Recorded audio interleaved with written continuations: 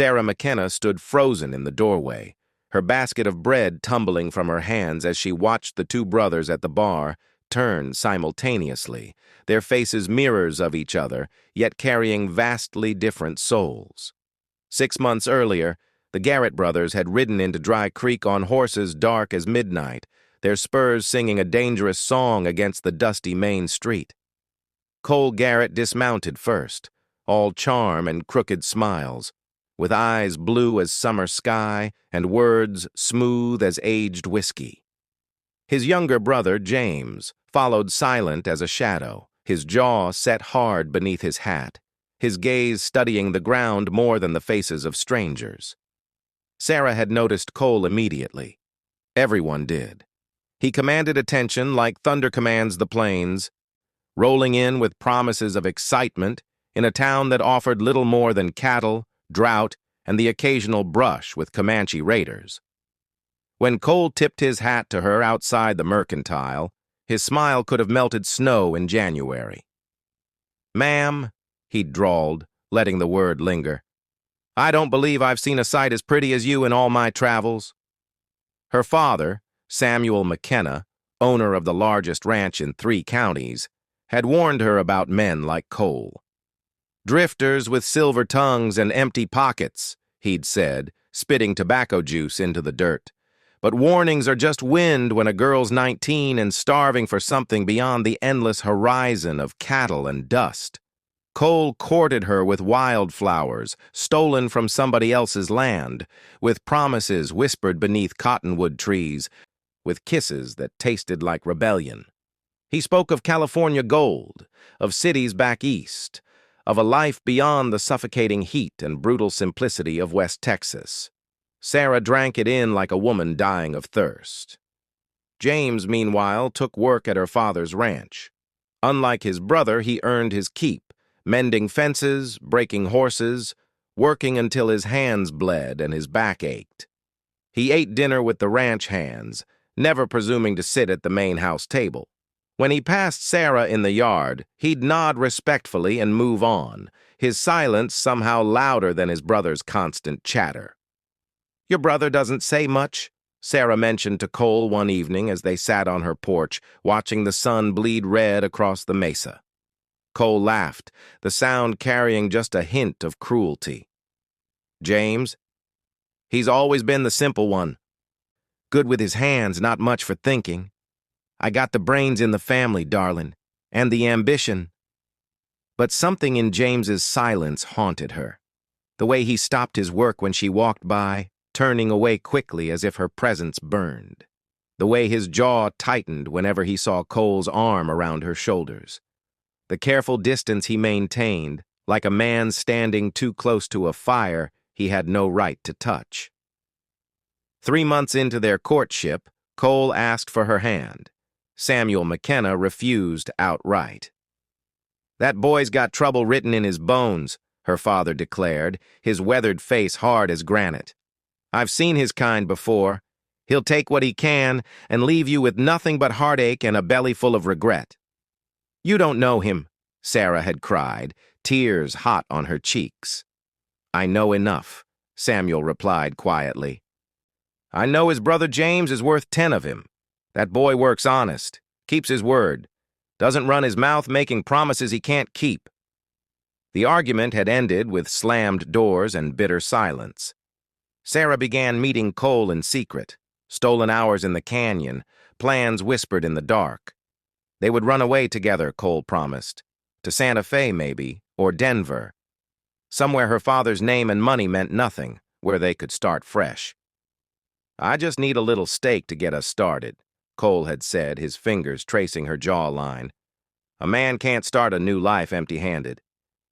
She'd been foolish enough to believe him, foolish enough to steal into her father's study one midnight and open the safe, taking $500, money meant for purchasing breeding stock, for paying ranch hands, for keeping the McKenna spread running through another harsh winter.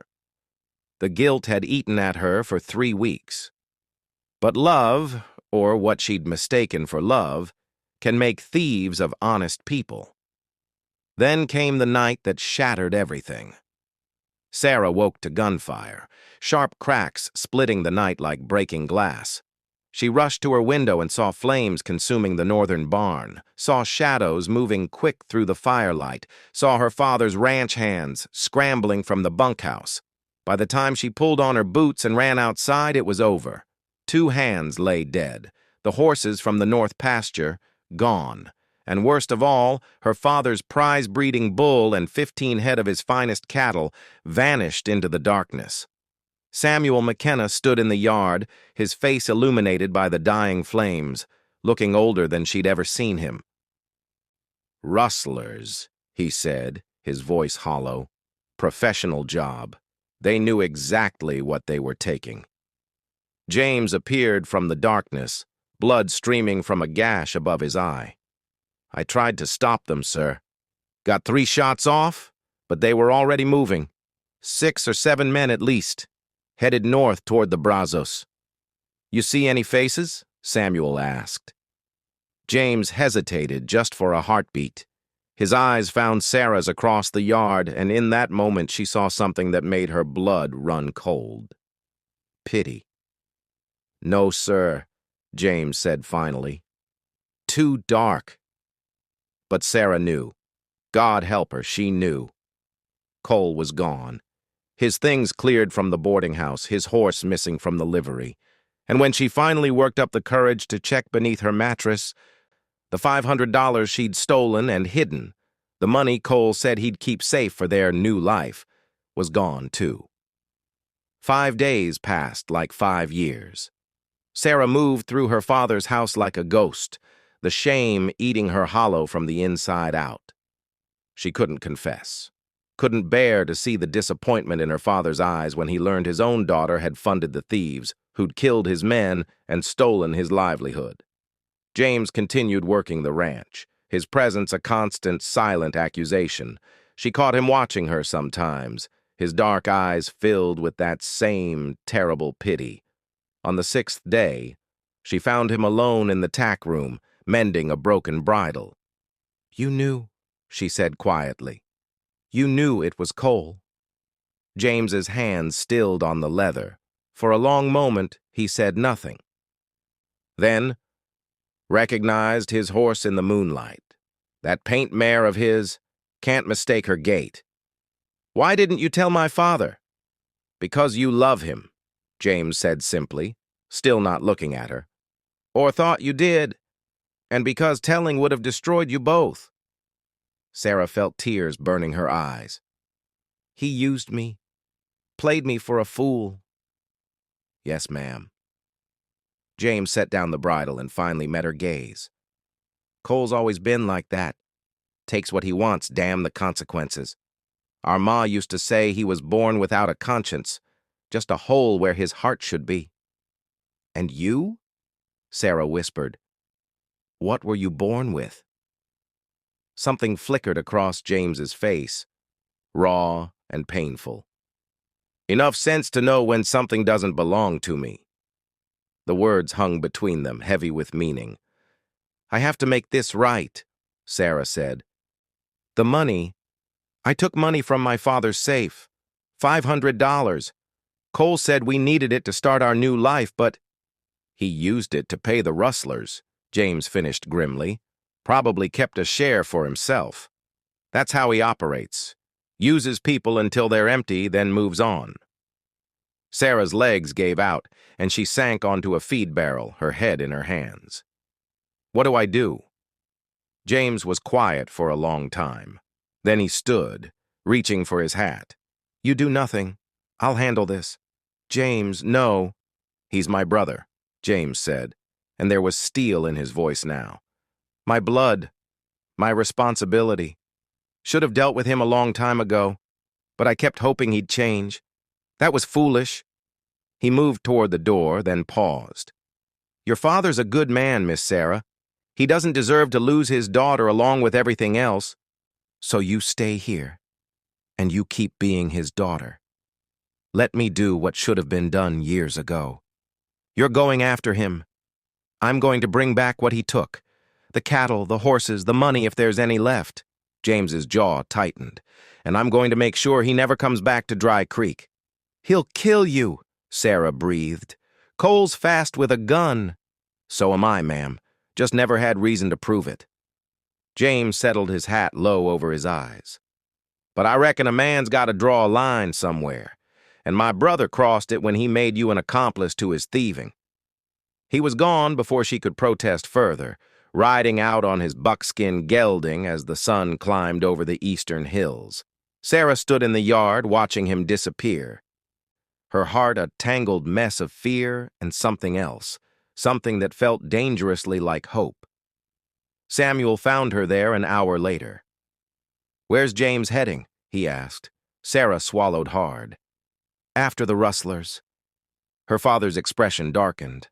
"Alone? That's a damn fool thing." He stopped, studying her face. "You know something about this, about the raid." This was her moment, her chance to confess everything, to purge the poison of her secrets. Sarah took a shaking breath and told him all of it. The stolen money, Cole's promises, her own blind stupidity. She spoke until her throat was raw and tears streamed down her face, until she'd laid every shameful piece of it at her father's feet. When she finished, Samuel McKenna was silent for a long, terrible moment. Then he did something that broke her worse than anger ever could. He pulled her into his arms and held her while she sobbed. "Ah, Sarah girl," he murmured into her hair. "We all make fools of ourselves for love at least once. The measure of a person isn't in the falling, it's in the getting back up." "I betrayed you," she choked out. "I helped them." "You were betrayed," Samuel corrected firmly. "That snake charmer saw a good heart and twisted it to suit his purposes. That's on him, not you." He pulled back, his calloused hands on her shoulders. "But James is out there alone because of this. We need to ride." They gathered 5 ranch hands and rode hard toward the Brazos, tracking the stolen cattle's trail through dry creek beds and rocky hills. They rode through afternoon heat that shimmered like water, through a landscape of mesquite and prickly pear, following the signs James had left: broken branches, rocks arranged in arrows, the subtle marks of a man who knew others would follow. They found him at sunset in a box canyon, 3 days' ride from Dry Creek. The canyon was a natural corral, steep walls on 3 sides, a narrow entrance facing west. Inside, the stolen cattle milled nervously. The horses were tied in a string near the canyon mouth. And in the center of it all stood James and Cole, facing each other like figures in some ancient tragedy.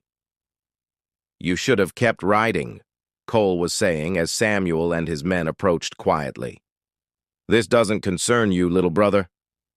"Everything you do concerns me," James replied, his voice low and hard.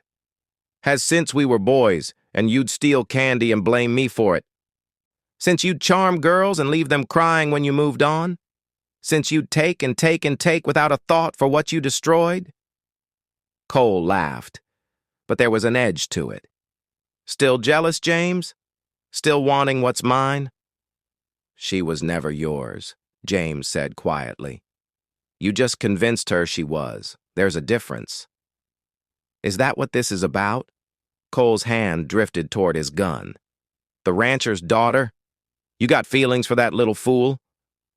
The shot that followed happened faster than thought. Cole's hand moving, James drawing in a blur of motion, thunder cracking across the canyon walls. For a heartbeat, everything froze. Then Cole stumbled backward, his gun falling from nerveless fingers, blood spreading across his shoulder. James's pistol smoked in his hand, steady as stone. "That's for the men you got killed," James said coldly. "For the theft, for the lies, and for making her believe you were something other than poison." Samuel and his men rode into the canyon then, surrounding the wounded outlaw. 2 other rustlers emerged from behind rocks with their hands up, their nerve broken by James's quick draw. Cole looked up at his brother, clutching his shoulder. "You shot me," he said, sounding genuinely surprised. "Your own blood." "My blood," James agreed. My shame. My responsibility. He holstered his gun and turned away. Get him to a doctor, then get him to a jail. Don't care which order. Sarah slid from her horse and ran to James, her heart hammering. He looked different somehow, taller, harder, like he'd shed some invisible weight. Blood stained his shirt from a graze she hadn't noticed, and exhaustion lined his face. "You came back," she said stupidly. "Told you I would." James's dark eyes met hers, and she saw everything he'd kept hidden there. Loyalty, pain, longing, and something fierce enough to remake worlds. "Got your money, too. Most of it anyway. Cole hadn't paid the others yet." James. She didn't know what to say, how to bridge the canyon between who she'd thought she loved and who had truly shown her what love meant. "I ain't him," James said quietly. "I ain't smooth-talking or exciting. I'm just a ranch hand with calluses and early mornings and not much to offer except honest work and a true word." "That's everything," Sarah whispered, and she meant it. "That's everything that matters." 6 months later, Samuel McKenna walked his daughter down the aisle of Dry Creek's small church. James stood at the altar in a borrowed suit, his hands rough from work but gentle when he took Sarah's. His vows simple but weighted with the kind of truth that doesn't need decoration. Cole Garrett served 2 years for the rustling and theft, then disappeared into the territories, a cautionary tale mothers would tell about the dangers of pretty words and empty promises. Some said he died in a gunfight in Abilene. Others claimed he made it to California after all. Sarah didn't much care. That chapter had closed the day she learned to tell the difference between glitter and gold. On their wedding night, as James carried her across the threshold of the small house Samuel had built for them on McKenna land, Sarah looked into the face of the man she'd once overlooked and saw her whole future there, solid, true, and built to last. "I chose wrong the first time," she said softly. James smiled, a rare, genuine thing that transformed his whole face. "Maybe you just needed time to see what was there all along." Outside, thunder rumbled across the mesa, promising rain. Inside, the lamp burned steady and warm, a beacon against the darkness, a light that would guide them home for all the years to come. In the end, she hadn't fallen for the wrong brother. She just needed to learn the difference between falling and choosing, between the rush of infatuation and the quiet strength of real love. And in that small distinction lived all the difference between a story that ends in ashes and one that burns eternal and true. Somewhere in the distance, a coyote called to the coming storm, and Sarah McKenna Garrett, safe in her husband's arms, knew she'd finally found the home she'd been searching for all along. Not in distant cities or gold-rush dreams, but in the steady heartbeat of a man who'd loved her silently and completely from the very first day, waiting patient as the land itself for her to open her eyes and see.